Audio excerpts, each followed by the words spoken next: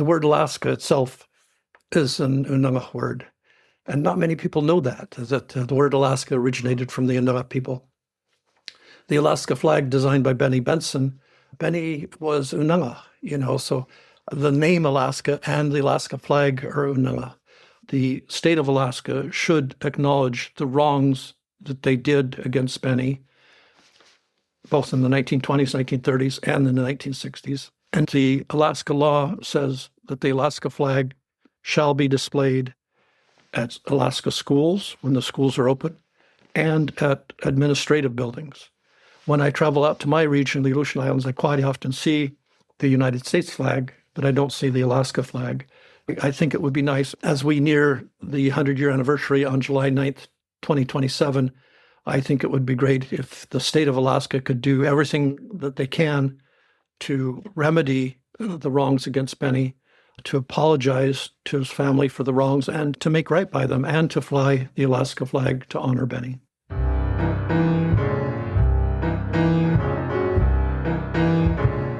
Welcome to the East Anchorage Book Club. I'm your host, Andrew Gray. The purpose of this podcast is to tell stories of Alaskans of interest and importance. Today, our guest is Dr. Michael Livingston, an Unangax historian. The Unangax people are the indigenous people of the Aleutian Islands. They are also known by the Russian given name Aleut. For many years, it was thought that Benny Benson designed the Alaska state flag when he was 13, and that because he had been born in Chignik, that he was Alutiiq. But thanks to the research and persistence of our guest today, Benny Benson's birth certificate was posthumously corrected. We now know that he was 14 when he designed the Alaska state flag. We also know that Benny's maternal ancestors are from Unalaska, making Benny Unangax, not Alutiiq. We discuss Dr. Michael Livingston's own story, Unangax history, and Benny Benson. Dr. Michael Livingston, welcome to the podcast. Thank you. Tell me a little bit about your parents. My mother's name is Annabelle Elsie Donaldson. She worked as a nurse's assistant at a hospital in Cordova, Alaska. And one day she was looking out of the window of the hospital with other nurses, and a United States Army Jeep pulled up outside, and a handsome young soldier got out of the Jeep, and she looked at him and said, "That man's going to be my husband." That was Sergeant Bob Livingston of the United States Army, my dad. He was delivering a message to the hospital, and they dated in Cordova. And back in those days, the United States Army was run by United States Army General Simon Bolivar Buckner, Jr., and under his regime, white soldiers were forbidden from dating Alaska Native women unless they got permission from their supervisor, which my father didn't. So the United States Army, to keep my father from dating an Alaska Native woman, tried to restation him from Cordova, Alaska to Cold Bay, Alaska, quite a distance today and certainly a long distance back in those days. But my father was more hard-headed and in love with my mother. He went AWOL, absent without leave, to be with my mother, and they dated and got married. So my father, Bob Livingston, was from Kansas, raised in the Dust Bowl era, the Depression era. He was eventually stationed at Fort Brandel, which is Cold Bay, at the radio station at Blinn Lake. And he must have really liked it there because in 1961, he returned after he got out of the Army and was working for FAA, Federal Aviation Administration. He returned to Cold Bay to raise our family. Did you know your mom's parents? Not much. My grandfather died in a fishing accident in Cordova. He was getting ready to go halibut fishing. His name was Carl Donaldson. That was shortly after I was born. So I didn't really know him at all. I did meet my grandmother, my mother's mother, Ann Donaldson, a few times over the years.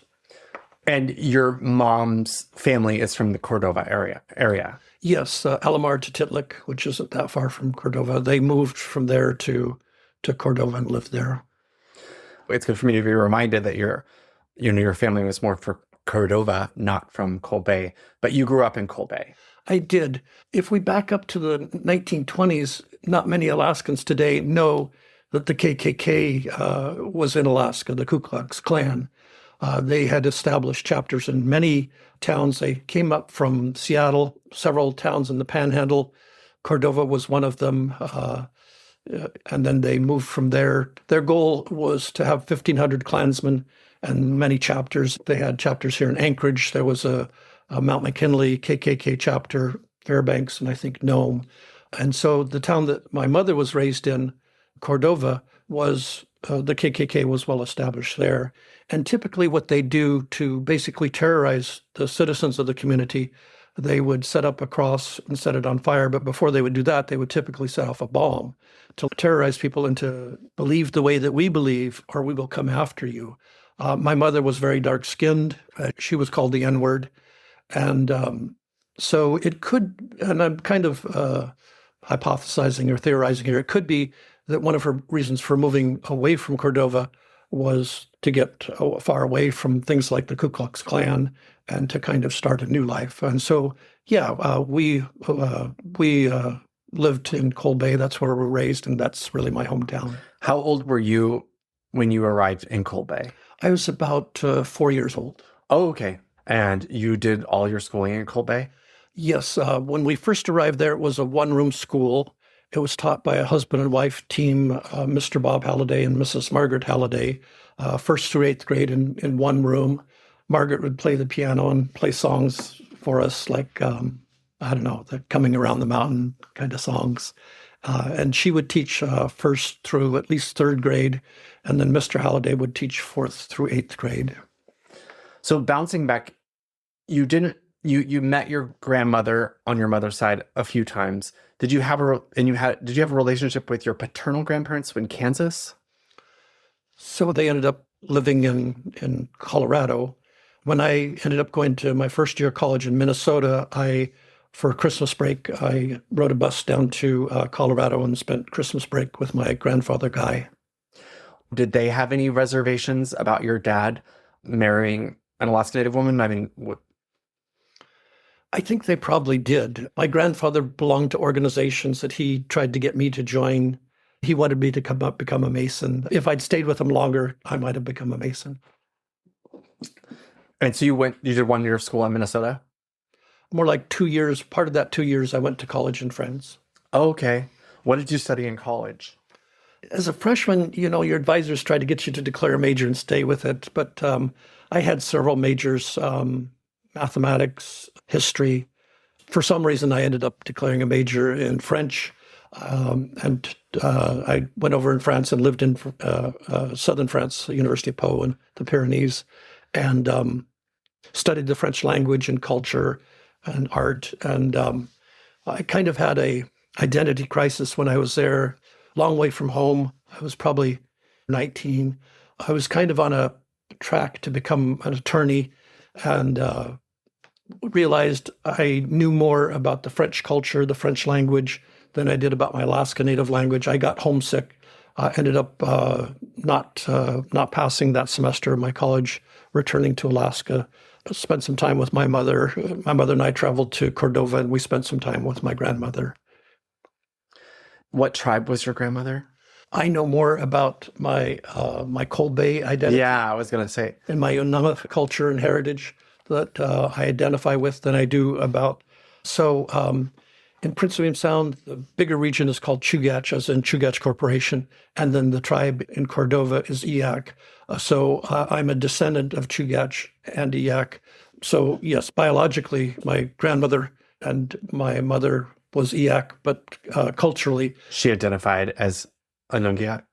So, I don't know how to say it. You're not alone. Okay. And it's a little bit difficult, but it's Unalask. Unangax. Unalask. One more time. Nung. Nung. Ach. Yeah, Unalask. Unangax. Very good, very good. So yeah, I'm a descendant of the Chugach Corporation. When the Alaska Native Claims Settlement Act passed in 1971, my mom and my older sister and older brother and I were living in Coal Bay. My mother maybe could have gotten registered under Chugach, but she made the decision to get enrolled in the Aleut Corporation, which today is now called Aleut. And, I was raised on Unalaska land with Aleut elders like Mike Utek. Later on in high school, when I went to high school in Kodiak, Amphisia Shapsnikoff, a basket weaver and Aleut culture bearer, came along and taught us kids about Aleut values and culture. So I know a lot more about the Unalaska culture than I do about my Eyak ancestry. Teach me more about that. about the Unalaska culture. So the Unalaska people live traditionally in the Aleutian Islands, the west end of the Alaska Peninsula. Communities like Cold Bay, King Cove, Belkovsky, Nelson Lagoon. The Shumagon Islands, which includes Sandpoint, Squaw Harbor, and Unga. And then the Aleutian Islands, all the way from the very first island, which is Unamac Island, the largest island, all the way out 1,000 miles out to Attu Village. After the Russians arrived in 1741, they transported the Unalaska people from the Aleutian Islands to the Pribilof Islands, St. Paul and St. George. So today there's 13 villages. Back in 1741, before the Russians arrived, there was many more people. If you've read the book by Deborah Corbett, thank you, and Diane Hansen, their estimate of the Unalaska population before 1741 was 79,000 people, which is a lot more than today, and many more villages. Almost every island, there was a village. If you've read the book Notes on the Island of the Unalaska District by Russian Orthodox priest Ivan Veniaminov, he said some villages were so large that an entire large whale was not enough to feed the people in the village. So, yeah, heavily populated, very oceanic people that lived in traditional sod houses made by digging a hole in the earth typically close to where a freshwater stream flows into the ocean, and then getting driftwood, building a frame. You might use driftwood or you might use whale bones like whale ribs. You cover that with grass and then dirt. You have a hole down the center with a notch log going down into it to get in and out. They made kayaks out of thin strips of wood tied together with sinew and covered with sea lion hides, made clothing out of sea mammal hides, raincoats out of sea lion intestines, wove very elegant baskets, very creative, strong people. Anything they needed, they made with their own hands. Any entertainment they would create themselves. If they had medical needs, whatever those medical needs might be, they took care of those medical needs, spiritual needs. They were all very self-contained and quite capable. You or I, if we ended up marooned on Aleutian Island today, we would have a very tough go at it. Yeah. I'm curious about your experience growing up there. I visited Cold Bay. It was not what I expected at all. I don't know. I never looked at pictures. I didn't know. I went to the Aleutians for the first time this summer. I was shocked at how there were no trees, that it was so windy, like just incredibly windy. The earthquakes, the typhoons, the tsunamis. This is a exposed, just intense, crazy environment. And you grew up there. Yes, exactly. And I think out of all the Alaska Native people, the Unalaska people are quite often the most marginalized, the most forgotten. And as an example, the word Alaska itself is an Unalaska word. And not many people know that the word Alaska originated from the Unalaska people. The Alaska flag designed by Benny Benson, Benny was Unalaska, so the name Alaska and the Alaska flag are Unalaska. And yeah, until you actually get out there to the Aleutians, you just don't realize what the differences are. I need to make a slight correction. Okay. Quite often we think Cold Bay is the Aleutians. Some people, including people who've lived in Cold Bay for many years, think that it's an island, but it's still part of the mainland. We have the Shumagon Islands, which aren't quite the Aleutian Islands yet. We have the Alaska Peninsula, which is not quite the Aleutians yet. It's definitely Unalaska territory, but the Aleutian Islands don't technically begin until Unamac Island. And if I remember your trip out there, you were attempting to make it there. Yes. So that'd be like to Unalaska. Right. Yeah. And the Tustumena, the Alaska Marine Highway, is very, very reliable. They almost always make it there for you. So for you not to be able to make it there, the weather must have been quite challenging. Right. Just for listeners, my son and I rode on the Tustumena. We were planning to go from Kodiak to Dutch Harbor. We didn't make it to Dutch Harbor because of weather. So we ended up with an extra day in Cold Bay, which is where our guest is from. So I had a little bit of extra time in your hometown. Yeah, and it was a great place to be raised. I really love Cold Bay. Every chance I get, I go back there. A lot of people don't like Cold Bay because that's not their destination. They're trying to get to their home, which might be King Cove or Sand Point or False Pass or Unga or St. Paul or St. George or Unalaska. And so they're stuck there. They don't want to be there.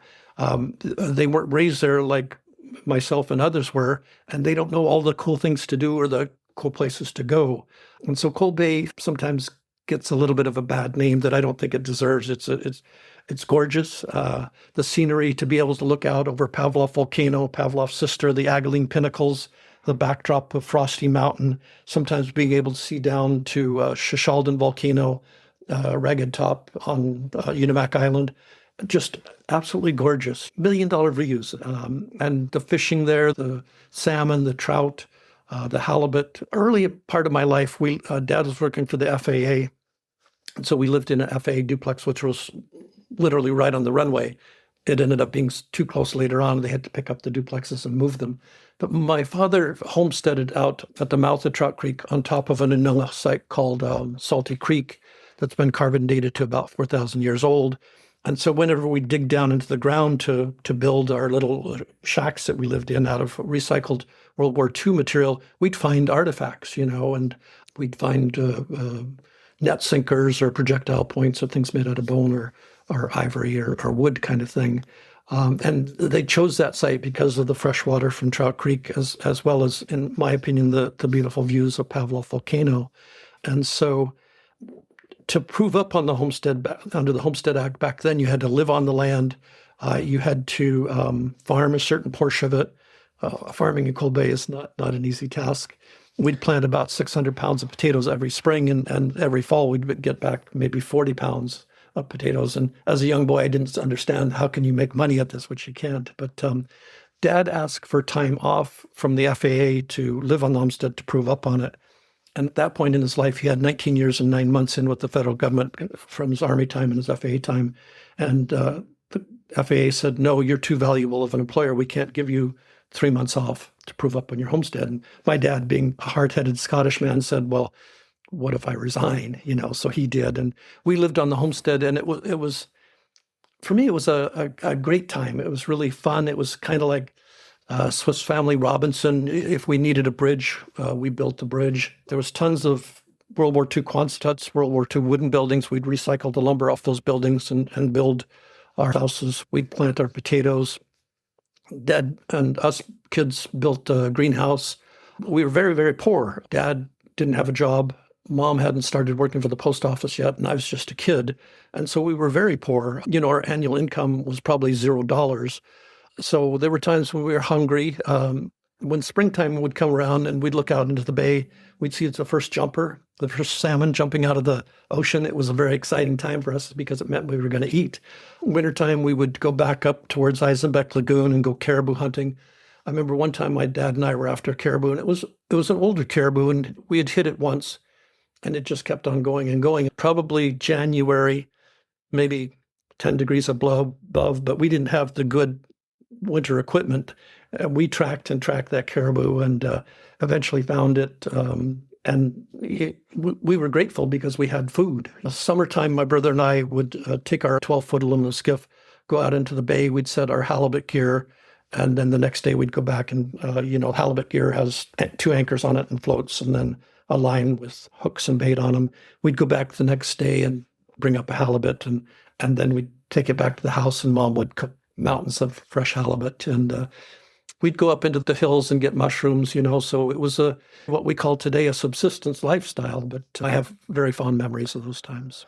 So when I compare my limited experience of being in Cold Bay versus being in Cordova, I feel like your 12-year-old son could go out in a 12-foot skiff and you wouldn't really worry about him getting blown over or crashing in waves and disappearing. And I just can't, the wind, for people who haven't been there, the wind is so intense. It's so crazy. I just can't imagine that your mom wouldn't have been worried about you and your brother going out in a 12-foot skiff in wind like that. You're exactly right. And by the way, I appreciate your words that I think you've chosen carefully. In another culture, it's kind of considered disrespectful to speak bad about the weather, which you haven't done. But you're exactly right. It was just a little aluminum skiff, 1 engine, set of oars, Back then we didn't have cell phones or any GPS. We didn't have a second boat. And if the engine quit or if the winds came up, there were times when Mom was extremely worried. She'd lost all of her brothers tragically back in Cordova to things like drownings or motorcycle accidents. Her father died in a fishing boat accident. Yeah, so it was, we might not have been that far out from shore, maybe half a mile or mile. But if your boat engine quits and it's just my brother and me and we're just kids, can't get it restarted, we might have had oars. But it can go from sunshiny, flat calm, blue skies within just a few minutes to dark skies, 20-knot winds. The bay in Cold Bay is not that big. I mean, we might have ended up on the far side of the beach, but there's rocks over there, and, it's not easy to land when you're in a skiff. Fortunately, nothing ever bad happened, but it certainly could have. So when you left France and you came back, what did you do? So I spent some time with my mom, which was good because she passed away shortly afterwards. My mom and I traveled to Cordova. Back then, I was kind of learning that I'm Aleut, which didn't mean a great deal to me because, it's like, well, what is an Aleut? And I learned that the Aleuts paddled kayaks. And so I wanted to learn about kayaks. Kayaks became, for me, a vehicle to learn how to travel into the past, to learn more about my Alaska Native heritage. We went to Cordova, and I asked my grandmother, tell me about kayaks. How were they made? How were they used? And looking back, you have to remember the times like under harsh Russian colonization, followed by harsh American colonizations, especially with things like the KKK coming through Alaska in the 1920s. It was not popular to be Alaska Native. And some Alaska Natives, in order for wanting their children to succeed, distanced themselves from their Alaska Native culture. For example, I learned that when my mother was growing up in either Elamar or Cordova or Tutitlik, her mother told her, don't ever do anything Alaska Native. Don't ever speak the language or speak like an Alaska Native, and don't ever get into a kayak. Well, my mother, she was just a girl, needed a ride across the body of water, maybe a little lake. And so she got the ride in a kayak. And these were traditional skin kayaks, maybe covered with sea lion hide. And she said when she walked into her mother's house, she saw stars. And it took me a little while to decipher what that meant. And from the smell of the sea lion hides, my grandmother could tell immediately that my mother had been in a traditional kayak. And she hit my mother so hard that my mother saw stars to discourage my mother from ever doing that again. And so when, I might have been about age 21 when I went to visit my grandmother, and I was anxious to learn how were these kayaks made, how were they used. It was probably very confusing for her to go from, being told not to do anything with kayaks to her grandson wanting to know about them. I wasn't able to learn anything from my grandmother about kayaks. There was someone there in Cordova who had a kayak, and we paddled on the lake there in Cordova. And I left Cordova pretty frustrated. I ended up going up to University of Alaska Fairbanks in January.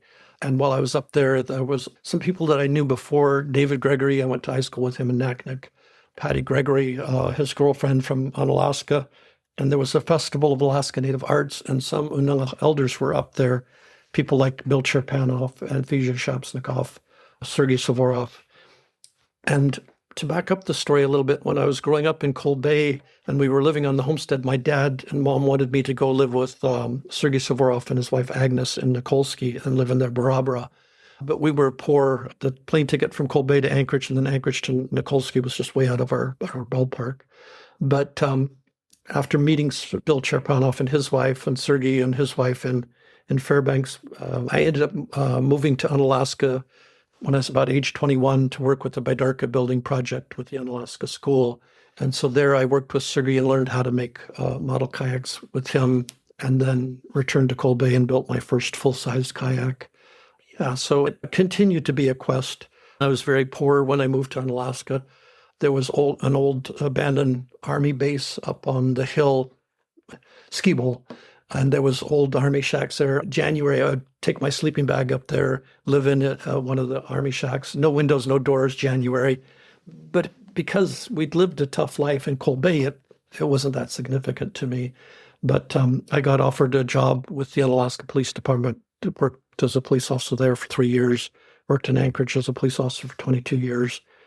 And then towards the end of my career with the Anchorage Police Department, the Alaska Native Heritage Center was starting to be formed. In 1999, I built a one-hatch kayak there, and then they had the Kayaks and Canoes project in the year 2000. My team built a two-hatch Alutiiq, which is a two-hatch sea kayak. We covered it with sea lion hides. It's probably the only kayak since the 1800s, Alutiiq, covered with kawa sea lion hides since the 1800s, and none have been built since then covered with sea lion hides. It's a lot of work.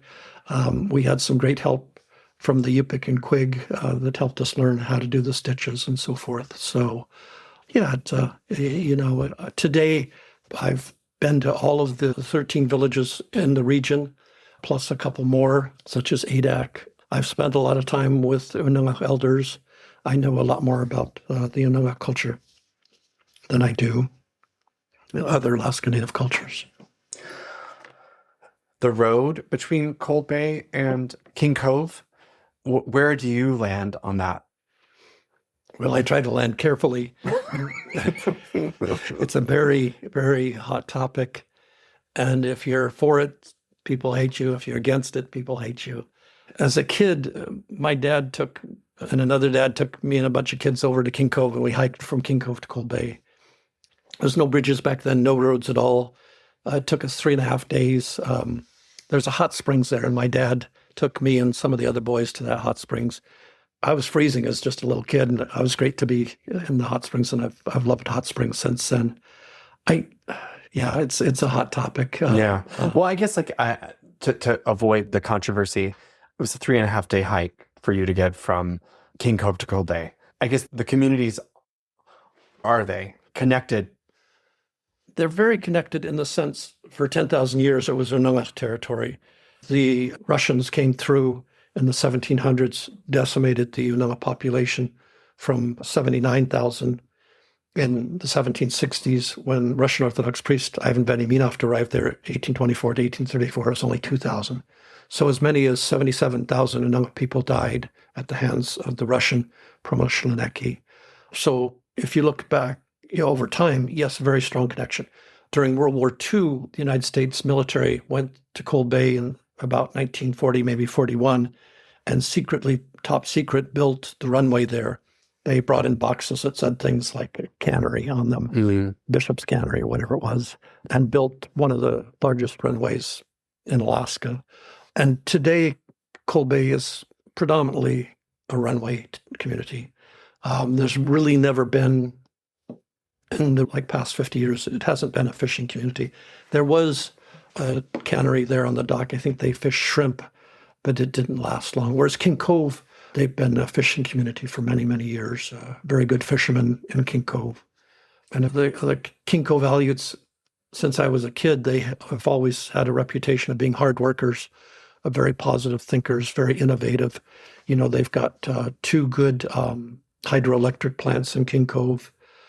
They're fighting for survival today. I hope they're able to survive, even though the Peter Pan cannery abruptly closed a couple of years ago. So there are some differences between the two communities. Cold Bay is very small. They say there's 32 people there.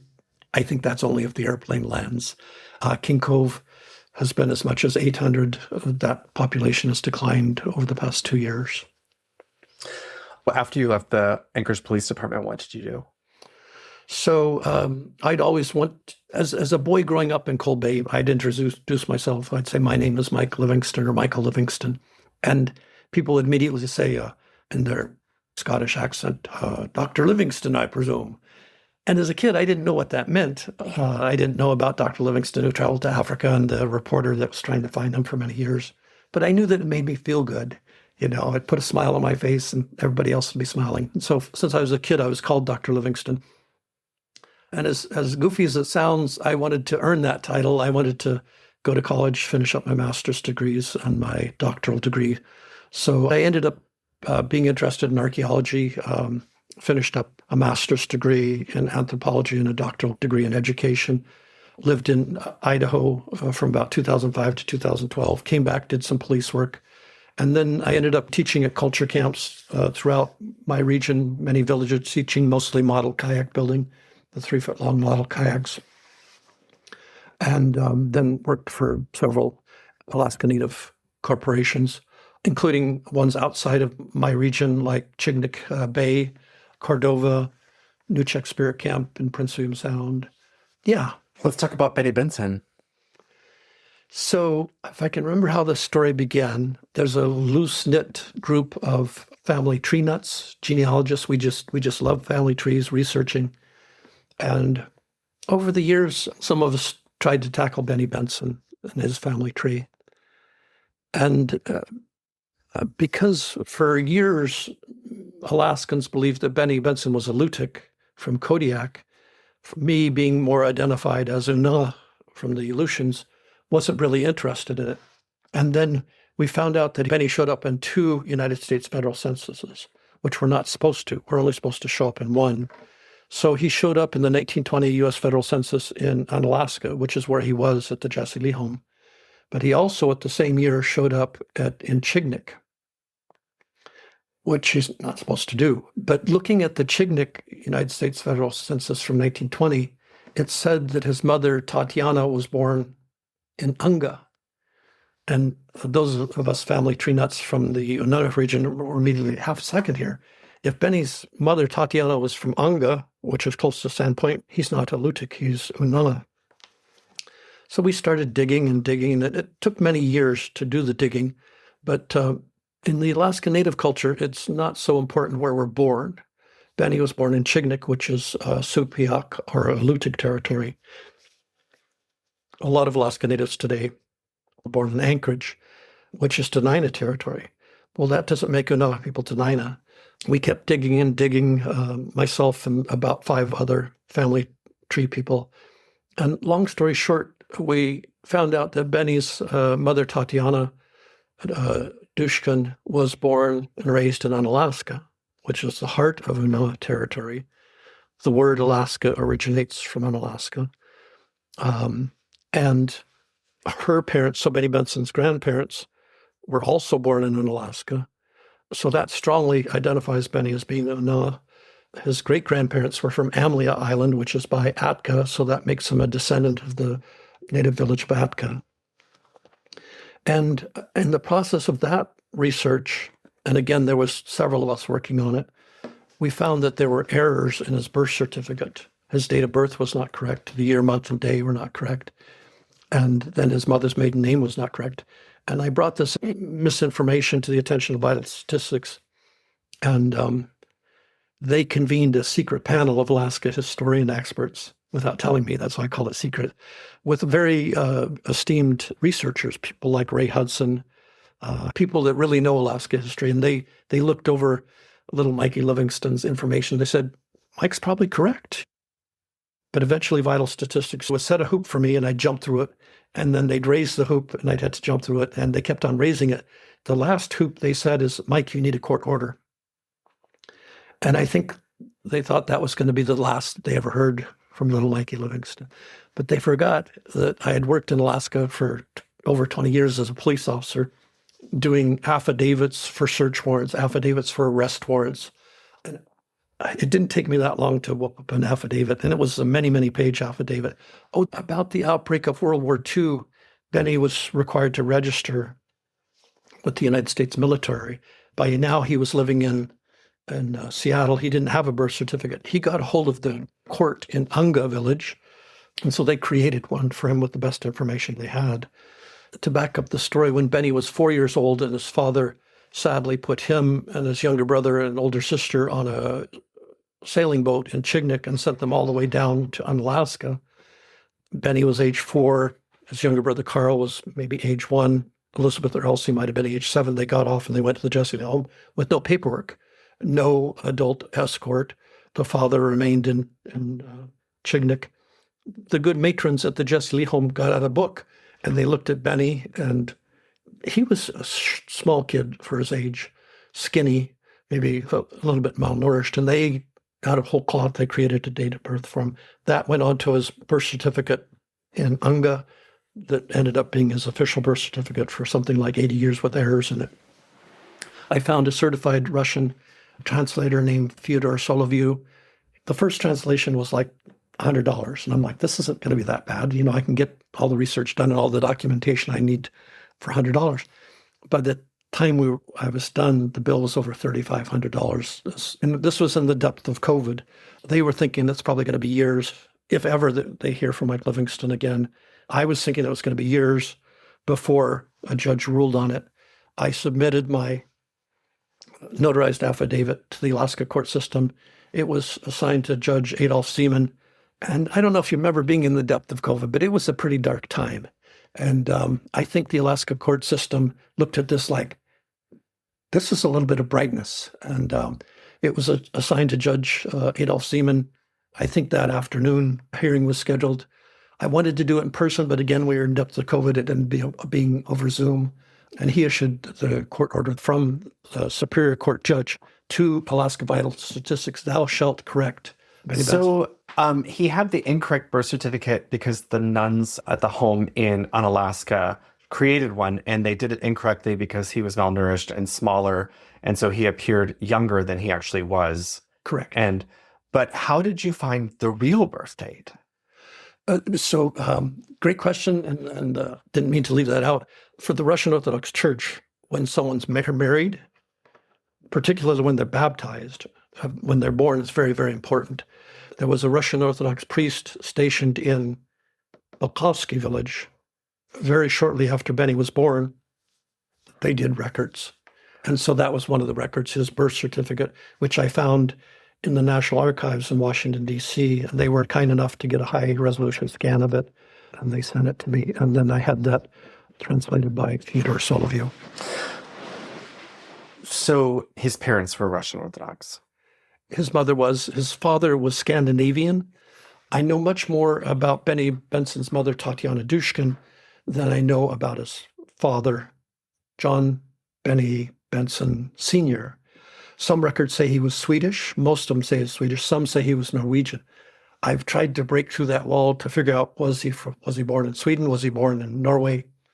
I've contacted all kinds of family tree groups, both in Sweden and Norway. I've contacted Swedish organizations here in the United States. I can't get past that wall. Well, Testamina went to Chignik. I walked around on the boardwalk, visited the school, which is closed, but I remember visiting the school there. I didn't recall a Russian Orthodox church there. When we were at Old Harbor on Kodiak Island, obviously they have the beautiful Russian Orthodox church there. I didn't go inside, and someone else on the ferry kind of thought that I was making a conscious choice not to go inside and said, I agree with you, because the Russians forced the Alaska Natives to build this. It was slave labor, so don't go into this building. And I just didn't know if you knew anything about that. To back up the story a little bit, when you were on the boardwalk in Chignik, and by the way, there's 3 Chigniks. Yes. Chignik Bay, which is where you were, Chignik Lake and Chignik Lagoon. To this day, we don't know which one of those 3 Benny was born at. So that's another of the many mysteries in Benny's family tree. I have not been to Old Harbor, but I've seen pictures there, and I know people from there. Everybody tells me it's gorgeous there. Yeah, if you read Russian Orthodox priest Ivan Beniminos' book, Notes on the Island of the Unalaska District, he was in Unalaska from 1824 to 1834 and then to Sitka. He documented the atrocities that the early Russians committed against the Inuit people. He talks about this island. There was many villages. Some of them were very heavily populated. And then after the Russians came through, there was nobody living there. Island group after island group, including the islands in the Four Mountains. Unalaska Island, the most heavily populated island. The people most resistant to becoming enslaved by the Russians. He says the Russians went there to one village, pretended to be cold, got inside the underground sod houses, killed everybody. And then they set the villages on fire to make sure everybody was not alive. And if you know the origin of the word Holocaust, that's exactly what happened at that village. And then they went to the next village until they completely circumnavigated Unalaska Island, and again, the most heavily populated island. There's also another portion of the story in that it was a very dark time, and in that, maybe compare it to being at Auschwitz. in the very dark time, for example, in Auschwitz, maybe they would play music to bring some brightness. The Russian Orthodox Church during those tough times was a place of comfort and a place of healing and a place of safety. And the Russian Orthodox priests did advocate for the better treatment of the Unalaska people. I wish you had gone inside the church, and I hope you get back on the Testamina. I've done that trip over the years, Unalaska to Homer, Homer to Unalaska, maybe 15 times over the years. Whenever I'm in one of our villages and there's services, I try to go there out of respect to the priests and the elders. Again, it was a place of comfort during very tough times.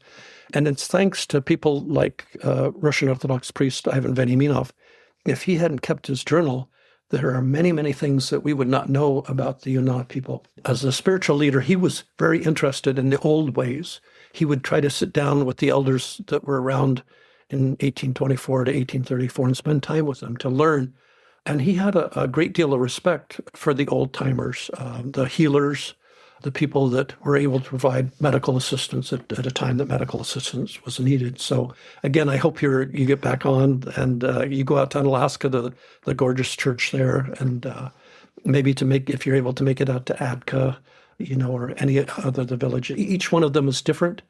Each one is gorgeous. The people are wonderful.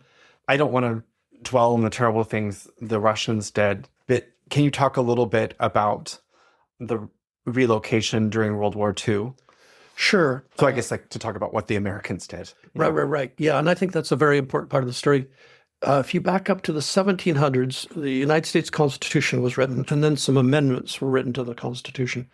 One of the amendments in the 1700s to the United States military, thou shalt not quarter. You can't force citizens to house military soldiers. Another one, I think, was 1865, maybe the 13th Amendment, that said, thou shalt not enslave people. And those are two very important amendments that relate specifically to the Unalaska people. So December 7th, 1941, the Japanese Imperial Navy bombed Pearl Harbor. About 2,400 Americans were killed. 6 months later, they did a sneak attack on Unalaska, sometimes called Dutch Harbor. Don't call it that if you ever go to Unalaska. Call it Unalaska. I think about 40 Americans were killed in that raid. And again, it was a sneak attack. They bombed Unalaska June 3rd and June 4th. After there, they went to Kiska Island. There was 8 Navy sailors, weathermen there. They took them prisoner of war back to Japan.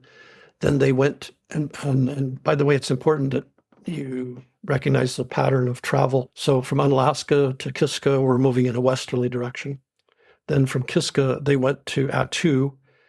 On a Sunday morning, 1,500 Japanese soldiers silently crept over a mountain, heavily armed, rifles, machine guns, without warning, started shooting into the wooden houses and wooden church where the 42 Attuan men, women, and children were getting ready for church. How they only hit one person is pretty incredible, especially 1,500 soldiers. They occupied Attu village. And by the way, this is the only American soil occupied by a hostile invading force since the War of 1812. They occupied Attu for 6 months. And then they took the 42 Attuans prisoner of war to Japan. And the Japanese imperial military was not kind to prisoners of war under the Code of Bushido. That's the absolute worst thing to do, a shameful thing to do, whether you're Japanese or anybody else. Out of the 42 Attuans, 24 died, mostly from starvation, including infants, including Chief Mike Hodikoff and a large part of his family, the last chief of Attu. The United States military said, we have a military necessity here. We need to protect the other Unalaska people, other Aleut people that are living in the region. And again, remember that at this point in time, the Japanese weren't advancing. They weren't continuing from Unalaska to Akutan to False Pass to Cold Bay to Sand Point. That would have been advancing. They were going in the opposite direction. But the United States military claimed military necessity. The only really military necessity was housing for their soldiers. They forcibly relocated 881 Unalaska people from the Pribilof Islands, St. Paul, St. George, a lot of the Unalaska Islands. and basically dumped them into abandoned canneries and abandoned mines in southeast Alaska, places like Funter Bay, Killisnoo, Ward Cove, Wrangell Institute. If the Unalaska people had been in their region, in their villages, lots of resources. They were only allowed one small suitcase. It was a little bit of a funny story. There was a Unalaska man, maybe from St. Paul or St. George, that was very attached to his motor for his boat. He took it all apart and put it into a suitcase. But the Unalaska people did not fare well over in Southeast Alaska. It was a territory they weren't familiar with. Well, thank goodness for the people of Southeast Alaska, the Tlingit, Haida, and Tsimshian that helped provide for the Unalaska people over there. But there was a high rate of attrition, high rate of death, what we would call today wrongful death, which is just a fancy word for homicides. About 40 Unalaska women got together. They wrote a petition saying, you need to get us out of here. This is wrong of you to do. The governor of Alaska and the attorney general of Alaska went there, and it was horrible. They took a nurse with them. They're walking up a hill, and this is maybe summertime. The nurse is so overwhelmed by the stench. For hundreds of people, there was only like one outhouse. The governor of Alaska and the attorney general agreed, this is wrong, but they didn't do anything about it. And so after the war was over, Aleutian Islands Association hired an attorney. He filed some kind of lawsuit against the federal government saying this is wrong for you to do. There was federal commission hearings here in Anchorage, on Alaska and St. Paul. At the end of the day, the federal commission agreed with the Unalaska people. This was wrong. And so their claim of military necessity was false. The Japanese were moving in the opposite direction. The only real military necessity was housing for the soldiers. If you read books like When the Wind Was a River by Dean Koloff, and you look at the United States military organization run by people like United States Army General Simon Bolivar Buckner Jr., who wanted a white Alaska, Dean Koloff says that what this really was an ethnic cleansing. And the strongest evidence of that was in order to be forcibly evacuated, you had to be 8th Aleut or more. If you were white or 8th Aleut or less, you could stay in villages like St. Paul, St. George, or Unalaska. And back then, you had to remember there was a ranking of people according to ethnicity. The most valuable were white people. If there was a true military necessity, they would have pulled the white people out, but they said they could stay. The other strongest evidence was really fascinating. Over in Southeast Alaska, maybe Funter Bay, right across the bay, there was another camp, another concentration camp, at which there were Nazi prisoners of war, all the way from Nazi Germany. For some reason, about 700 Nazi Germanys were in a concentration camp across the bay from the Unalaska people. The Unalaska people's standard of living was way down here. Contaminated water, very little food. Their nutrition level was way down here. No medical attention, no heat in their building. The Nazi prisoners of war, people who had committed atrocities, committed war crimes, killing millions of people in Europe, their standard of living was way up here. They had heated living quarters. They had high nutrition. They had potable water, drinkable water. They had medical attention. And when the Federal Commission listened to this, as well as the testimony of Unalaska people here in Anchorage, Unalaska, and St. Paul, they agreed it was wrong for the United States government to do what they did against the Unalaska people. So after the war was over, did the Unalaska people go back? They did. And to just clarify for a moment, what the Japanese Imperial Navy did against the Unalaska people was, in my opinion, war crimes, especially if you read some of their accounts of the men and women who survived in Japan, some of the terrible things that were done to them over there. In my opinion, what the United States military did against the Unalaska people in Southeast Alaska, and this is just my opinion, I'm not speaking on behalf of any organizations, those, in my opinion, were war crimes against the Unalaska people. The Unalaska people were eventually returned to their communities, and they found that their homes were destroyed.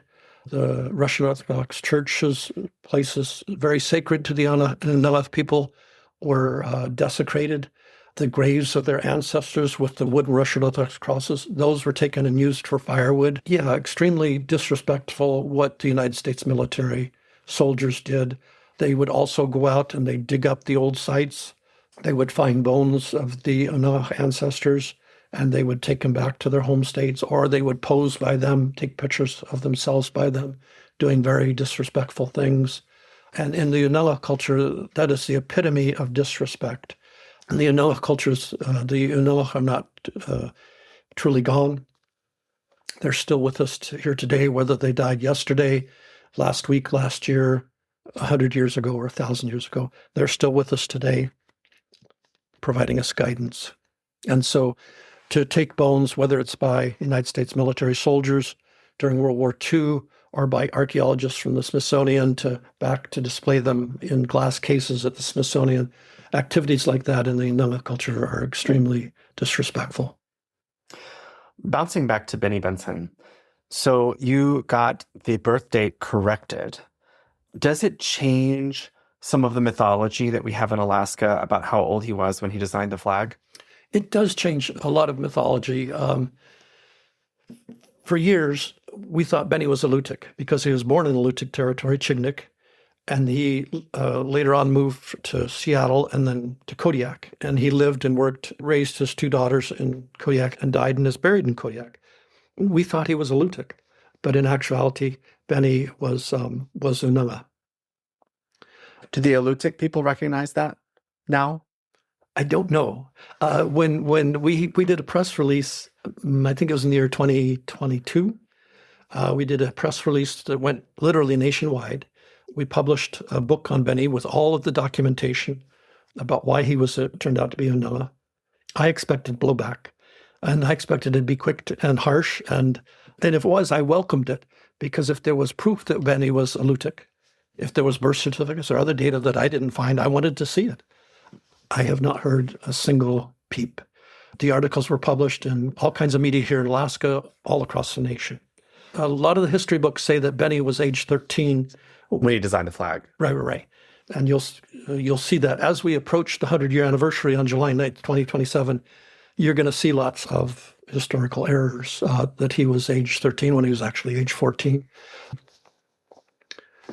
I've been researching Benny Benson for many years, and early on I kept on coming across this really negative stuff. And I would ignore it. It's like, this is pretty dark stuff. I don't know what it means. I can't make sense of it. I don't know how to put it in its context. And at the same time, I'm wondering why other researchers haven't talked about it. Other people have researched Benny Benson. But long story short, it's easy for us to forget that in the 1920s, racism against Alaska Natives was hostile and in your face. Signs on businesses, no natives allowed, no dogs allowed. Unalaska was very welcoming to the Alaska Native kids to the Jesse Lee home. Unalaska, in the 1920 U.S. federal census, high percentage of Alaska Natives, like maybe 70%. It was expensive to live in Alaska in the 1920s. The Jesse Lee home made the decision to move to Seward. Seward did not want the Jesse Lee home to move there. Seward was like 96% white. The Ku Klux Klan arrived in Seward shortly before Benny and the Jesse Lee home arrived there. If you read some of the newspaper articles, it was really clear that the people living in Seward at the time, and I need to emphasize I'm talking about Seward in the 1920s, not Seward today. And as a lot of people have pointed out to me, Mike, you could have talked about almost any community back in the 1920s, very anti-Alaska Native. They passed an ordinance in Seward saying that the Jesse Lee home shall not be in city limits. It has to be built outside of city limits. And we also forget the Alaska Flag Contest was a 2-stage contest. The first stage was in the villages or the towns. The second stage was in Juneau. We all know that Benny won in Juneau by unanimous vote. And that portion of the contest was fair in the sense that the kids did the drawings, and then on the backside, they would write their name, they would write their hometown, they would write their age. From the name, you can tell the gender of the kid, 7th grade through 12th grade, that did the drawing. You can also tell their ethnicity. It's like, this is an Alaska Native. In the Juneau portion, the contest was sponsored by the American Legion. They took tape and they put it over all of that information. That tape was not removed until the year 2000 by a researcher named India Smarts.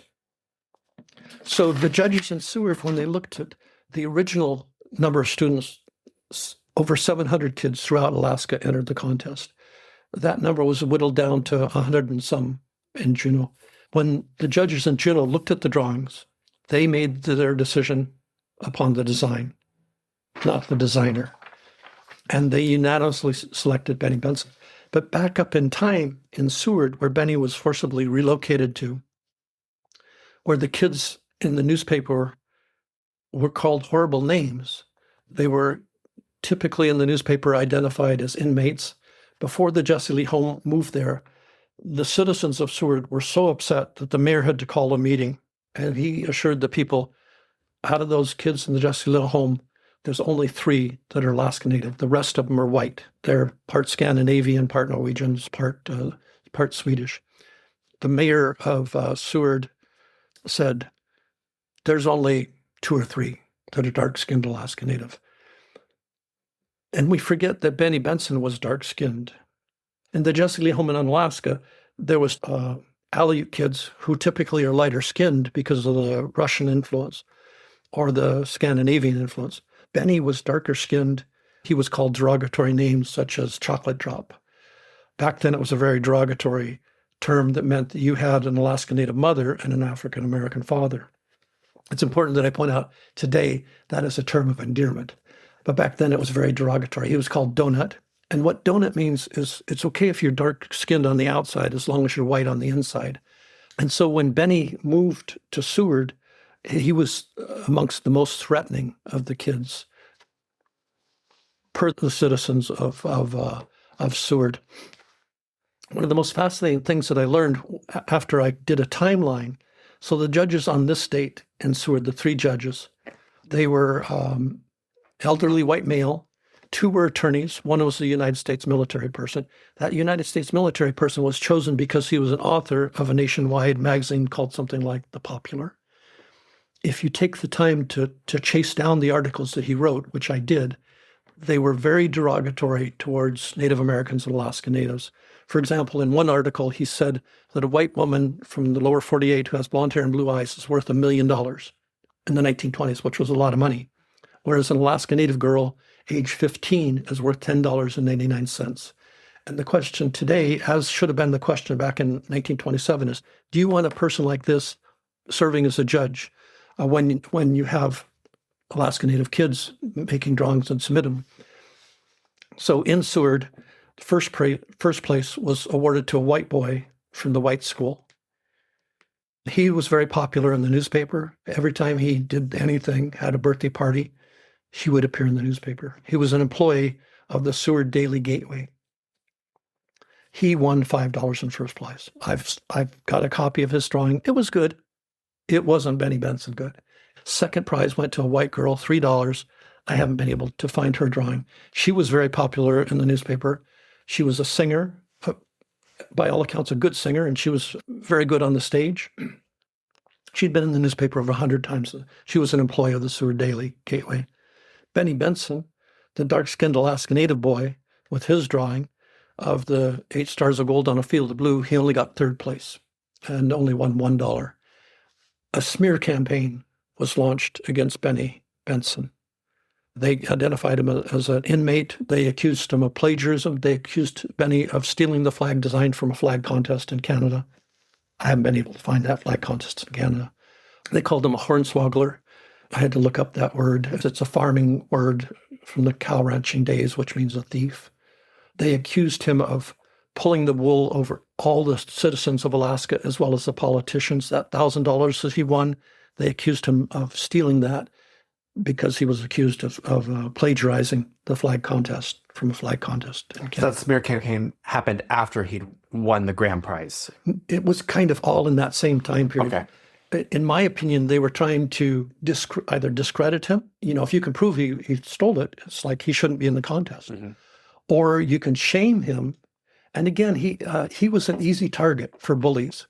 He was an orphan. Excuse me. He wasn't an orphan. But he was living in an orphanage, basically. His father was still alive. His mother was deceased. Those kids were identified as half orphans, and Benny was identified as a half orphan.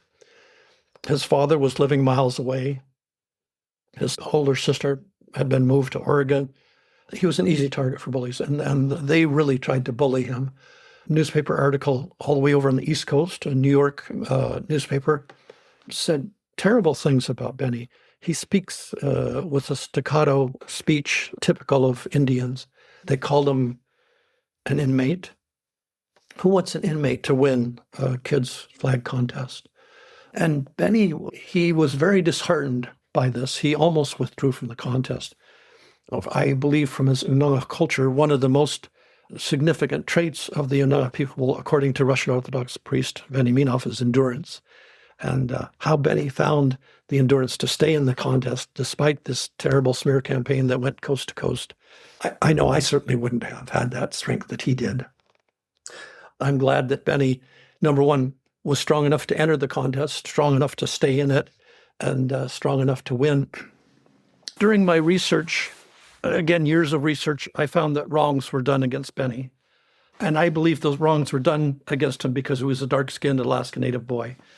For example, the Alaska legislature set aside in 1927 $1,000 so Benny could travel to Washington, D.C. to hand-deliver his new Alaska flag to the President of the United States. That didn't occur. The Alaska legislature set aside $2,000 so that Benny could travel to Paris to carry the Alaska flag in the French Legion parade. The contest was sponsored by the American Legion. That didn't occur. The Alaska legislature set those $1,000 into an interest-bearing account, didn't give it to him until 1939, by which time it accrued $285.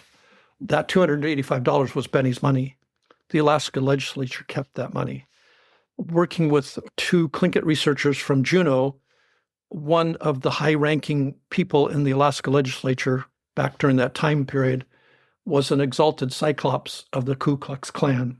I can't help but wonder if he didn't have some influence on the Alaska legislature keeping that $285 that belonged to Benny. In 1963, the state of Alaska by now realized that they'd messed over Benny back in the 1920s and 1930s. And they said, well, let's make it right. They calculated they owed Benny approximately $2,800, whatever that figure was. They rounded that up to $2,500.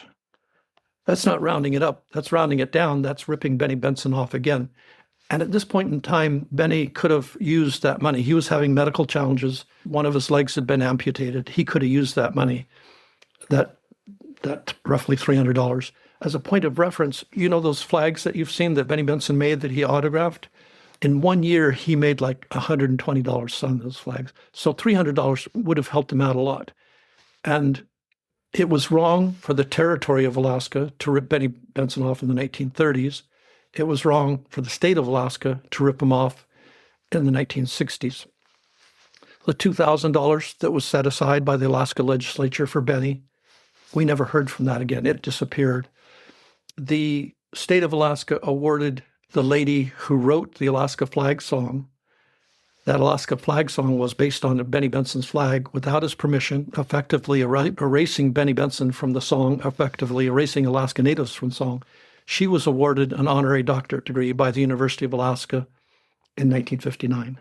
To this date, the state of Alaska has not awarded Benny Benson an honorary doctorate degree. When the Alaska flag law was passed in 1927, it was written by a Tlingit attorney named William Paul. And in the Alaska flag law from 1927, it basically said that Benny Benson shall be recognized as the designer of the flag. His name was in the law for a while. When you look at the Alaska flag law today, it's gone. It's disappeared. In my opinion, Benny Benson's name should be put back into the Alaska flag law. In my opinion, the state of Alaska should acknowledge the wrongs that they did against Benny, both in the 1920s, 1930s, and in the 1960s. They should make good. And maybe the last thing is that the Alaska law says that the Alaska flag shall be displayed at Alaska schools when the schools are open and at administrative buildings. When I travel out to my region, the Aleutian Islands, I quite often see the United States flag, but I don't see the Alaska flag. I think it would be nice as we near the 100-year anniversary on July 9th, 2027. I think it would be great if the state of Alaska could do everything that they can to remedy the wrongs against Benny, to apologize to his family for the wrongs and to make right by them, and to fly the Alaska flag to honor Benny. Benson Boulevard. I mean, no one ever says the full name, Benny Benson Boulevard, but it is a major road in Anchorage. We're on it right now in my office. Do you know when the street got the name? I don't know when it did get the name. I'm glad that it did. We are in your legislative office. On Benson Boulevard. Exactly. And it's also interesting to note, of all the streets in Anchorage, Benson Boulevard is the only major street named after a Native American. And I don't think many people know that. As we build up to the 100-year anniversary, I think it would be neat if businesses here on Benson Boulevard in Anchorage name themselves home of the Alaska flag. You know, there's 3 places in Alaska now that claim to be the home of the Alaska flag. Seward. After it became apparent that Benny was not going to withdraw from the contest and that he was going to be the winner, some people in Seward changed their story. They were no longer trying to vilify him. They were like, oh, yeah. Claiming him, yeah. Huge, exactly. And some falsehoods were set forth. They claimed that Seward was Benny Benson's hometown. It was not. His hometown was Unalaska. That's where his mother, Tatiana, was born and raised. That's where his grandparents were raised. That's where Benny was raised. The Jesse Lee home moved from Unalaska to Seward. It got knocked down in the 1964 earthquake. It moved to Anchorage. It was the Jesse Lee home for a while. Now it's AK Child and Family. They called themselves home of the Alaska state flag, and I think they should. They continue to do good work today. I believe that the true home of the Alaska state flag is Unalaska. And some of the evidence that tends to substantiate that, Co Wittern, who was the son of the last Jesse Lee home priest in Alaska, told me that shortly before Benny died, he returned to Unalaska, and that he told, his name is Co Wittern, he told Co Wittern that he actually designed the flag in Unalaska. That was also a similar statement that was made by Amphisia Shapsnikov. It's in the published literature. And beyond that, I haven't been able to find any evidence, but it's certainly possible that maybe they had a flag contest or an art contest in Unalaska. Amphisia Shapsnikov identified the teacher in Unalaska that says that. But because Benny was a member of the Kowloon tribe of Unalaska, and because of the terrible things, the racism against Alaska Natives, the smear campaign, I believe that Unalaska has the right. But at the same time, I think it would be awesome as we approach the 100-year anniversary if businesses here on Benny Benson Boulevard did let people know that this street here is named in honor of a very strong young 7th grade boy, 14-year-old boy who came up with a phenomenal design and who had the strength to stay in the contest. And for him to be identified as a Dushkin, the Dushkin family in my region is quite huge. I had been looking for Benny Benson's descendants for years. July 9th, can't remember exactly what year it was, but shortly after that, out of the blue, I got a call from his grandson. And I was very delighted to get that call. And it turns out he lives in Fargo, North Dakota. And I eventually was able to talk him into uploading his DNA to Ancestry.com.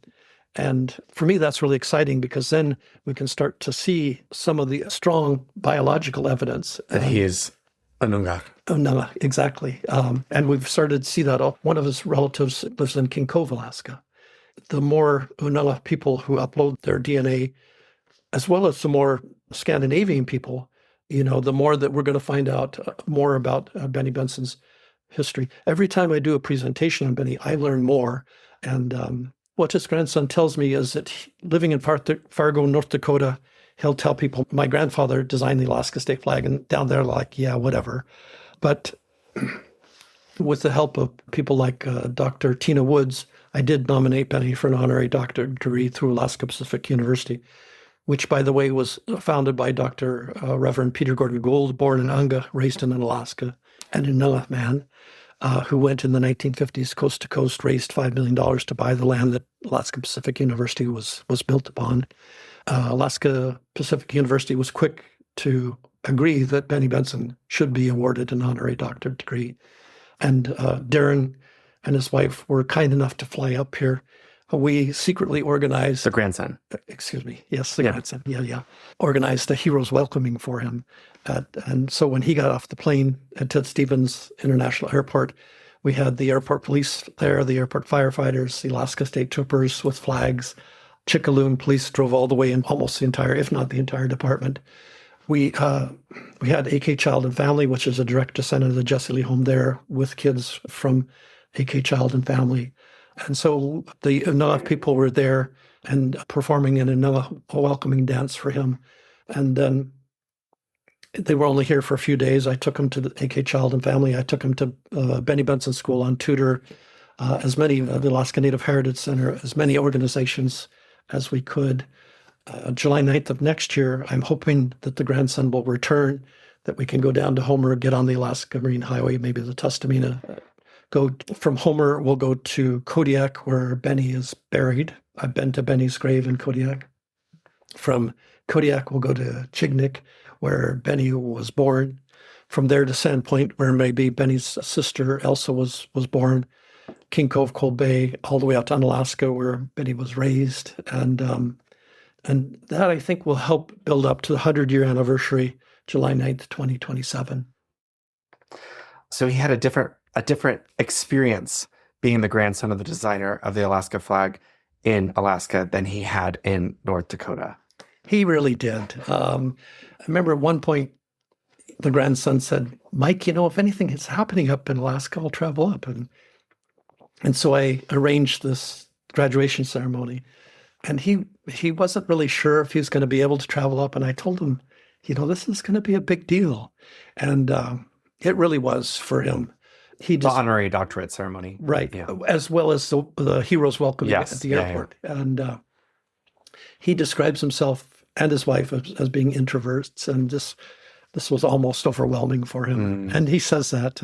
And it turned out, to me, the grandson looks a lot like Benny, which was really heartwarming. And he handled the media very well and spoke from his heart. So, yeah, there's no guarantees, but I'm hoping he's able to make it up on the 99th year anniversary as well as the 100th year anniversary. Well, Dr. Michael Livingston, thanks so much for being on the show today. Well, thank you for interviewing me. Happy New Year, listeners. If you like what you heard, please subscribe, rate, and review us. To contact me, email rep.andrew.gray@akelite.gov or call 907-269-0123.